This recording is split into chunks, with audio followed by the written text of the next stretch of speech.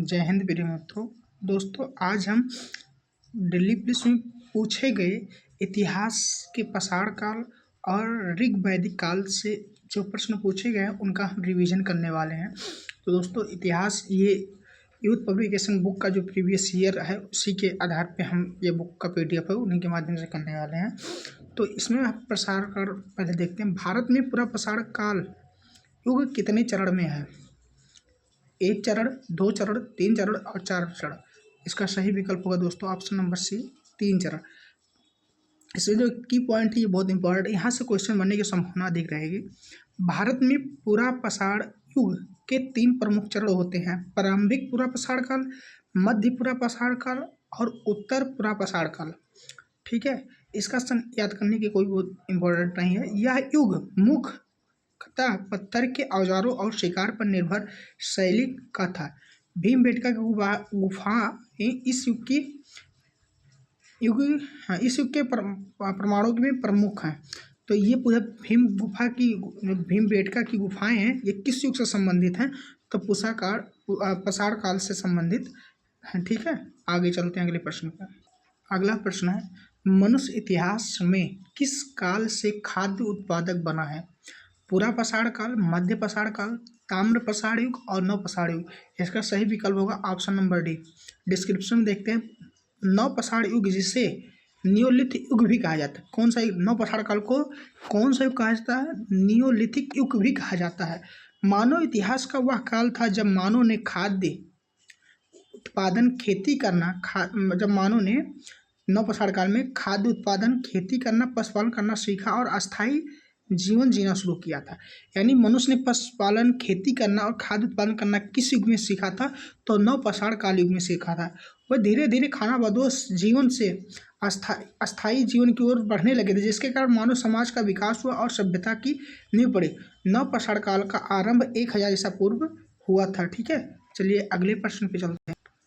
तीसरा प्रश्न, निम्नलिखित में से किस राज्य में दैमाबाद नामक ताम्र पाषाण कालीन संस्कृति स्थल स्थित है? महाराष्ट्र, उत्तर प्रदेश, पंजाब, उड़ीसा। इसका सही विकल्प होगा महाराष्ट्र। दोस्तों देखिए, दिल्ली पुलिस कांस्टेबल 17/10/22 में पूछा है। दिल्ली पुलिस कांस्टेबल 27/11/2020 में यह प्रश्न 2 बार रिपीट हो चुका है, इसलिए प्रीवियस ईयर जरूर देख कर जाइएगा, क्योंकि यहाँ से क्वेश्चन फंसने की 99% संभावना रहती है। हमारा देखिए, आज पाषाण युग के बारे में फिर देखते हैं। जिस युग में मनुष्य ने पत्थर और तांबे के औजार का साथ साथ प्रयोग किया, उस युग को ताम्र पाषाण कालीन काल कहते हैं। यानी जिस युग में पत्थर के साथ साथ तांबे के औजार का प्रयोग किया, उस युग को ताम्र पाषाण काल कहते हैं। मनुष्य ने सर्वप्रथम किस धातु का प्रयोग किया था? तो सर्वप्रथम जिस धातु का प्रयोग किया था वह तांबा था। ठीक है, निम्नलिखित में से कौन सा एक पूरा पाषाण काल स्थल है? इनाम गांव, ब्रह्मगिरी, भीमबेटका, महागौरा। इसका सही विकल्प होगा दोस्तों option number C, Bhimbetka. Bhimbetka भारतीय राज्य मध्य प्रदेश के रायसेन जिले में स्थित एक जो है अस्थायी आवासीय पुरा स्थल है। यह आदि मानव द्वारा बनाए गए शैल चित्रों और शैलाश्चरों के लिए प्रसिद्ध है। इन चित्रों को पूरा पाषाण काल के से मध्य पाषाण काल के समय को माना जाता है। यानी इसे पूरा पाषाण काल से मध्य पाषाण काल के मध्य का समय में माना जाता है। भीमबेटका कहाँ पे स्थित है? ये प्रश्न प्रीवियस ईयर पेपर में पूछे जा चुके हैं किसी न किसी एग्जाम में। भीमबेटका जो है मध्य प्रदेश में स्थित है और ये रायसेन जिले में स्थित है। यह पूरा पाषाण काल से संबंधित स्थल है। जो है भीमबेटका स्थल की खोज किसने की थी? 1957-58 में डॉक्टर विष्णु श्रीधर वाकड़कर द्वारा किया गया था। इसे 2003 में विश्व धरोहर स्थल घोषित किया गया। सबसे इम्पोर्टेंट बात यह है दोस्तों कि भीमबेटका की गुफाओं को सन 2003 में विश्व धरोहर स्थल घोषित किया गया था। अगला प्रश्न है, निम्नलिखित में से कौन सा एक नव पाषाणिक स्थल है? कोलडीवा, हंगसी, आदि चलनारू, भीमबेटका। तो भीमबेटका पूरा पाषाण कालिक स्थल है। इसका सही विकल्प होगा कोलडीहवा। ये नव पाषाण कालिक स्थल कोलडीहवा एक नव पाषाण कालीन स्थल है। यह इलाहाबाद की प्रयागराज के दक्षिण पश्चिम में मेजा तहसील में स्थित है। यह स्थल बेलन नदी घाटी में स्थित है। यहाँ से चावल की खेती का साक्ष्य मिला था। ये लाइन दोस्तों बहुत इंपॉर्टेंट है कि चावल की खेती का साक्ष्य कहाँ से मिला था, तो कोल्डिहवा से मिला था। कहाँ से? कोल्डिहवा से। ये भी प्रश्न पूछा जा चुका है किसी न किसी एग्जाम में।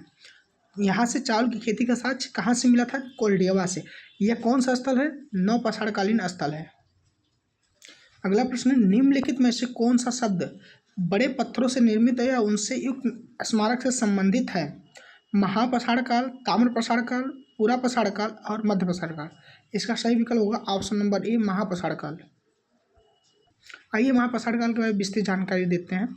ऐसे बड़े पत्थर अथवा शिलाओं को कहा जाता है महापाषाण काल, महापाषाण काल नहीं, महापठार यानी मेगालिथिक, और छोटे पत्थरों को माइक्रोलिथ कहते हैं और बड़े पत्थरों को मेगालिथिक। ऐसे बड़े पत्थर अथवा शिलाओं को कहा जाता है जिनका प्रयोग किसी स्तंभ, स्मारक निर्माण के लिए किया गया। महापाषाण काल की जानकारी नागपुर के पास मस्की, नागार्जुनकोंडा आदि स्थानों से मिलती है।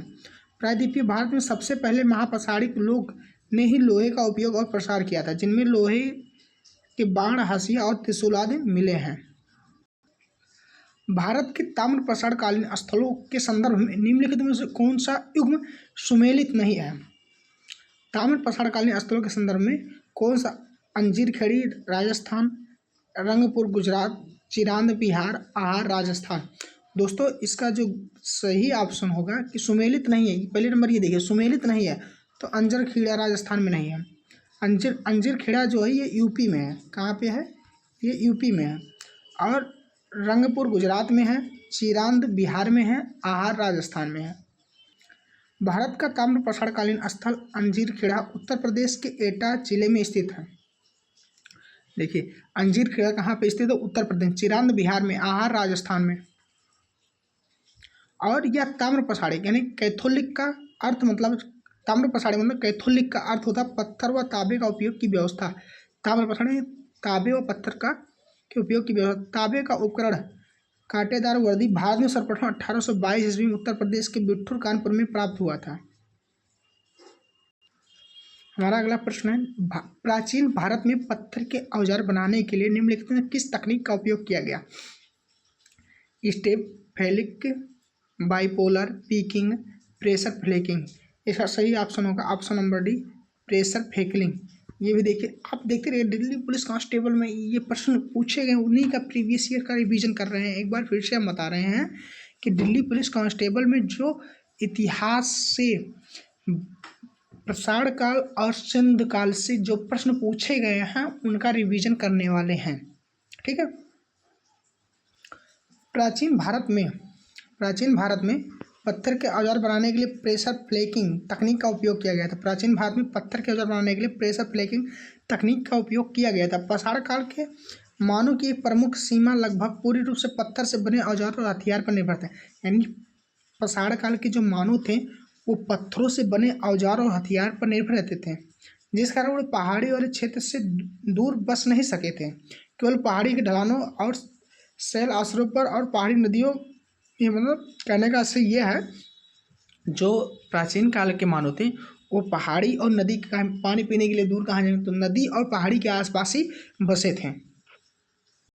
हमारा अगला प्रश्न है, आदि चलनारूर पुरातात्विक स्थल डैश डैश राज्य में स्थित है? आंध्र प्रदेश, केरल, कर्नाटक, तमिलनाडु। इसका सही विकल्प होगा ऑप्शन नंबर डी, आदि चलनारूर पुरातात्विक स्थल तमिलनाडु के थूथुकुडी कुंडी जिले में स्थित पुरातात्विक स्थल है।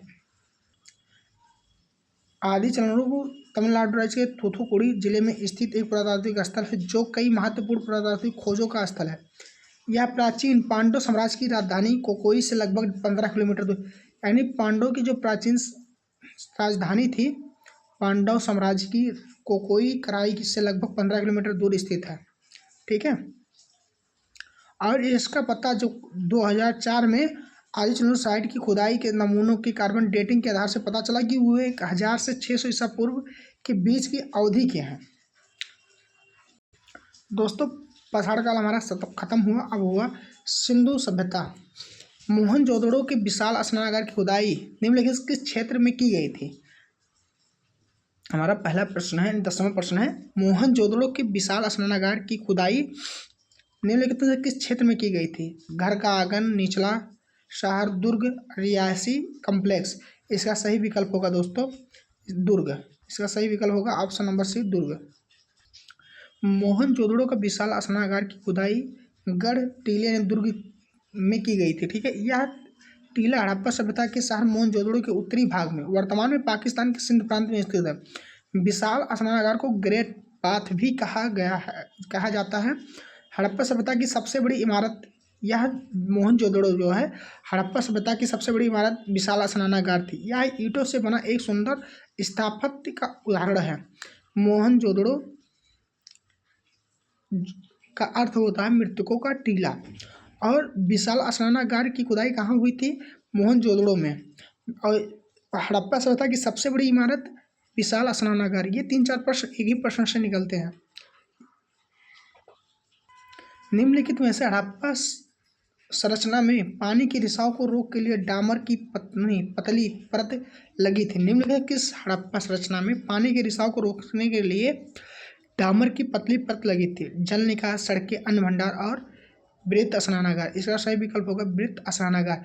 यानी जब मतलब वृत्त स्नानागार यानी स्नानागार बनाया गया था तो उसके नीचे जैसे पानी रिस के नीचे ना चली जाए तो उसके लिए डामर की पतली परत बिछाई गई थी। वृत्त स्नानागार मोहनजोदड़ो का प्रसिद्ध स्थल है। वर्तमान समय में यह पाकिस्तान के सिंध प्रांत में, ये तो पता है।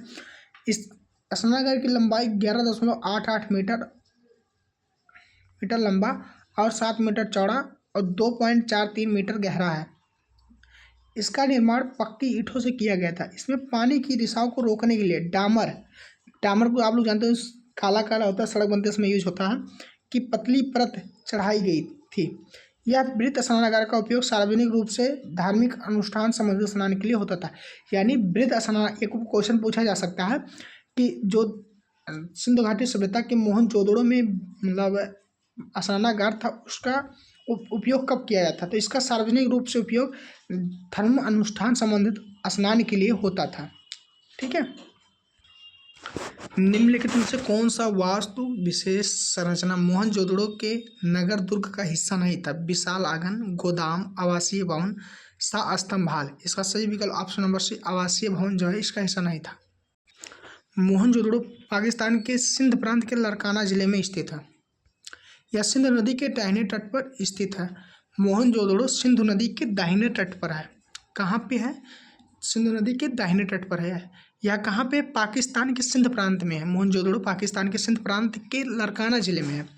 इसकी खोज सन 1922 में राखल दास बनर्जी ने की थी। मोहनजोदड़ो के दुर्ग टीले को स्तूप टीला भी कहते हैं। दुर्ग के टीले पर ही विशाल आंगन, अन्नागार यानी गोदाम, सभा सदन, स्तंभ हाल और पुरोहित आवास है, जबकि आवासीय दुर्ग का हिस्सा नहीं है। पुरातात्विक स्थल इनाम गांव घोड़ नदी के तट पर स्थित है, जो डैश नदी का एक सहायक नदी है। पेरियार नदी, गंगा नदी, महानदी और भीमा नदी। इसका सही विकल्प होगा ऑप्शन नंबर डी, भीमा नदी। पुरातात्विक स्थल इनाम गांव घोड़ नदी के किस तट पर स्थित है? भीमा। ईमान गांव पश्चिम भारत के महाराष्ट्र में स्थित एक उत्तर हड़प्पाकालीन कृषि प्रधान गांव और पुरातात्विक स्थल है। यह घोड़ नदी के दाहिने किनारे पर स्थित है, जो कि भीमा नदी का सहायक नदी है। घोड़ नदी भीमा नदी का सहायक नदी है। हड़प्पा सभ्यता के दौरान डैश डैश की मूर्ति बनाने के लिए लास्ट बैक्स कास्टिंग तकनीकी का उपयोग किया गया था। लकड़ी, संगमरमर, कांस्य और पत्थर। हड़प्पा सभ्यता के दौरान कांस्य की मूर्ति बनाने के लिए लास्ट बैक्स कास्टिंग तकनीकी का उपयोग किया गया था। हड़प्पा सभ्यता के दौरान कांस्य की मूर्ति को बनाने के लिए लास्ट बैक्स कास्टिंग यानी मोम लेपी विधि तकनीक का उपयोग किया गया था। मोहनजोदड़ो से मिली नर्तकी की कांस्य मूर्ति इस तकनीकी का प्रथम सबसे प्रसिद्ध प्रमाण है। यानी नर्तकी की कांस्य मूर्ति जो मिली थी ये मोम लेपी विधि द्वारा बनी थी। ये देखिए 2023 में प्रश्न पूछा गया था। अक्टूबर 2022 तक निम्नलिखित में से किस हड़प्पा शहर में दुर्ग की दीवार नहीं थी? लोथल, हड़प्पा, कालीबंगा, मोहनजोदड़ो। इसका सही विकल्प option number A, Lothal. Lothal वर्तमान में गुजरात में स्थित गुजरात में स्थित हड़प्पा सभ्यता का एक प्रमुख व्यापारिक और बंदरगाह शहर था। यह स्थल कहाँ का है? लोथल, गुजरात का हड़प्पा सभ्यता का। अक्टूबर 2022 तक अन्य प्रमुख स्थलों शहर के विपरीत लोथल में अलग से कोई चारदीवारी घिरा किला नहीं निकला था। मतलब 2022 तक जो है लोथल के अलग चारदीवारी से घिरा कोई किला नहीं मिला था। धौलावीरा का हड़प्पा नगर कितने भागों में विभाजित था? 3, 5, 4, 2। इसका सही विकल्प होगा ऑप्शन नंबर 3 भागों में। धौलावीरा कहाँ पे है? गुजरात के कच्छ जिले में स्थित प्रमुख हड़प्पाकालीन नगर है। धौलावीरा मुख्य रूप से 3 भागों में विभाजित था है। ठीक, 3 भाग कौन कौन से थे? दुर्ग, महानगर और निचला नगर। दुर्ग यह नगर का सबसे ऊंचा और सुदृढ़ भाग था, जहाँ पर शासक वर्ग, प्रशासनिक अधिकारी रहते थे। इसमें बड़े भवन, प्राचीन और जल संचयन की उत्तम व्यवस्था थी। मध्यनगर या दुर्ग के ठीक नीचे स्थित होता था। यहाँ व्यापारी वर्ग, उच्च वर्ग के लोग और अधिकारी रहते थे। निचला शहर यह नगर का सबसे बाहरी भाग था, जहाँ सामान्य जनता और कारीगर रहते थे। यहाँ खुली बस्तियाँ, कार्यशालाएँ और सामान्य उपयोग की संरचनाएँ थीं। मोहनजोदड़ो नगर नियोजन में निम्नलिखित में से किस प्रकार के पैटर्न का पालन किया गया था? बेलनाकार, वृत्तीय, आयताकार और चाल। सही विकल्प ऑप्शन नंबर डी, चाल। मोहनजोदड़ो की खोज राखलदास बनर्जी ने 1922 में किया था। मोहनजोदड़ो सिंधु नदी के किनारे स्थित है। यह पाकिस्तान में स्थित है, भी पता है। मोहनजोदड़ो जो प्राचीन सिंध घाटी का सभ्यता का प्रमुख शहर था। ठीक है, अपनी सुयोजित नगर योजना के लिए जाना जाता है। मोहनजोदड़ो के नगर योजना में जाल यानी ग्रिड पद्धति का पालन किया गया था। यानी मोहनजोदड़ो में ग्रिड पैटर्न यानी जाल, हिंदी में उसको जाल कहते हैं, ग्रिड पैटर्न का पालन किया गया था। देखिए फिर से वही प्रश्न रिपीट हुआ। हड़प्पा सभ्यता के दौरान कांस्य की मूर्ति बनाने के लिए किस विधि का उपयोग किया गया था? पिघली हुई मोम की ढलाई, हाथ की डांटी की नक्काशी, पत्थर की नक्शी और लकड़ी की नक्काशी। इसका सही विकल्प ऑप्शन नंबर ए, पिघली हुई मोम की ढलाई। हड़प्पा सभ्यता के दौरान कांस्य मूर्ति बनाने के लिए पिघली हुई मोम की ढलाई या लास्ट बैक्स तकनीक का प्रयोग किया जाता था। इस विधि से पहले मोम की आकृति बनाई जाती थी। इस विधि में पहले मोम की आकृति बनाई जाती थी, फिर उस पर मिट्टी की परत चढ़ाई जाती थी, तब इसे गर्म किया जाता था, जिससे मोम पिघल कर बाहर निकल जाता था और उसकी जगह पिघला हुआ धातु जैसे तांबा यानी कांस्य में तांबा डाल दिया जाता था और ठंडा होने पर मिट्टी हटाकर मूर्ति प्राप्त की जाती थी। अक्टूबर 2022 तक अग्नि वेदिकाएँ मुख्य रूप से निम्नलिखित में किस हड़प्पा शहर में पाई जाती थी? बनावली, कालीबंगा, राखीगढ़, मोहनजोदड़ो। सही विकल्प होगा कालीबंगा। अक्टूबर 2022 तक कालीबंगा में अग्नि वेदिकाएँ के महत्वपूर्ण प्रमाण मिले, जो हड़प्पा सभ्यता के धार्मिक प्रस्थानों और अध्ययन के लिए एक महत्वपूर्ण स्थल मानते हैं। यहाँ कई आयताकार, गोलाकार अग्नि वेदियाएँ पाई गई, जिनमें संभवतः यज्ञ और अन्य धार्मिक अनुष्ठान के लिए किया गया था। कालीबंगा भारत के राजस्थान राज्य के हनुमानगढ़ जिले में घग्गर नदी के किनारे स्थित है। कालीबंगा कहाँ स्थित है? राजस्थान में स्थित है। जल जलाशय, बांध और तटबंध किस हड़प्पा स्थल पर पाए गए थे? धौलावीरा, रोपड़, सुरकोटदा, मेहरगढ़। इसका सही विकल्प होगा option number A, Dholavira. Harappa स्थल धौलावीरा में जल जलाशय, बांध और तटबंध पाए गए थे। धौलावीरा सिंधु घाटी सभ्यता का प्रमुख पुरातात्विक स्थल है, जो वर्तमान में गुजरात के कच्छ जिले में स्थित धौलावीरा जल निकास जलाशय बांध के लिए फेमस है। यह स्थल हड़प्पा संस्कृति के नगर नियोजन और बेहतर जल निकासी और जल संरक्षण प्रणाली के लिए जाना जाता है। धौलावीरा यूनेस्को की विश्व विरासत सूची 2021 में शामिल है। दोस्तों उम्मीद करता हूँ आप सबको ये वीडियो पसंद आई होगी। तो दोस्तों आप अगर चैनल पर नए हैं तो चैनल को सब्सक्राइब करिए। और दोस्तों वीडियो अधिक लंबी ना हो, इसलिए हम 20 ही प्रश्न का प्रैक्टिस सेट रोज करने वाले हैं। तो दोस्तों ऐसे हम इतिहास, भूगोल, मतलब जो भी डेली पुलिस में जहाँ से क्वेश्चन पूछे गए हैं 15-20 क्वेश्चन का प्रैक्टिस सेट डेली लेकर आते रहेंगे। तो हमारा अगला वीडियो जो होगा किसमें, भूगोल पे होगा, 20 प्रश्न का आज अपलोड होगा। और उसके बाद में कल फिर है इतिहास का। अभी सिंधु सभ्यता खत्म नहीं हुआ, 48 प्रश्न है सिंधु सभ्यता से, तो 21 नंबर से फिर स्टार्ट होगा कल। तो अगर ऐसे ही प्रीवियस ईयर प्रश्न अगर आप पढ़ नहीं पाए हैं या बुक नहीं परचेज कर पाए हैं, तो इस प्रैक्टिस सेट के माध्यम से आप प्रीवियस ईयर प्रश्न को देख सकते हैं। तो इसके लिए हमारे चैनल को सब्सक्राइब करें। धन्यवाद।